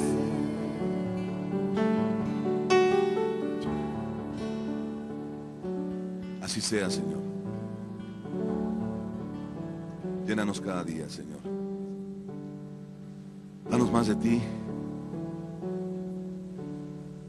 Llénanos de tu Espíritu, Señor, a tu iglesia, a tu pueblo que tanto te necesita. Fortalece a los hermanos de Cancún, de Mérida, de Playa del Carmen. Llévalos a tus cámaras secretas, Señor, a confiar en ti. Fortalece a tu iglesia en este tiempo difícil que nos ha tocado vivir. Y enséñanos cada día, Señor, a permanecer fieles como tú lo eres con nosotros. A no dudar, a no claudicar, Señor. A no desesperarnos, sino aprender a confiar en tus promesas. Padre, que cada día más jóvenes, más hombres y mujeres tengan esa revelación tan hermosa como nos expresó Pablo en Gálatas 2:20, Señor. Que muchos puedan pronto decir: el cual me amó y se entregó a sí mismo por mí. Que no sea una forma de recitar, sino sea una vivencia, Señor, de aquellos corazones, de aquellas personas que están arrepentidas y arrepentidos, Señor. A confiar en ti. Que no se nos olvide que tú también fuiste hombre, Señor. Que tú también fuiste débil. Que tuviste tentaciones, Señor. Que pasaste por momentos difíciles. Que en todo te identificas con nosotros. Que podamos con esa certeza, Señor, acercarnos a ti y decir: Señor, si tú pasaste por esto y lo venciste, ayúdame a mí ahora. Gracias te damos en el nombre de Jesús, Señor. En el nombre del más hermoso de todos, Jesús de Nazaret, Señor. Gracias, Jesús. Gracias, Padre.